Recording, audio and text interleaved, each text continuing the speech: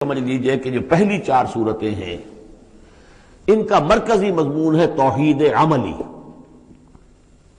ایک ہے توحید عقیدے کی توحید، اللہ کو ایک ماننا اکیلا، لا ضد لہ ولا ضد لہ ولا مثل لہ ولا مثال لہ ولا مثیل لہ، اس کے جیسا کوئی نہیں ہے، نہ صفات کے اعتبار سے نہ ذات میں کوئی اس کا کفر نہیں ہے، لم یلد ولم یولد، یہ سب کیا ہے؟ یہ عقیدہ ہے۔ ایک ہے عمل کی توحید، توحید عملی، وہ کیا ہے؟ عمل کی توحید کیا ہے؟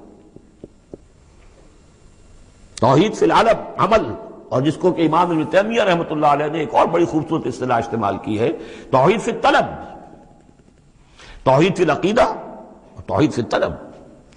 وہ طلب جو ہم پڑھ چکے ہیں سورہ حج میں، ضعف الطالب والمطلوب، یہ طالب و مطلوب کا جو ریلیشن شپ ہے، ہر انسان کا کوئی نہ کوئی مطلوب ہے، کوئی آئیڈیل ہے، کوئی آدرش ہے، کسی کے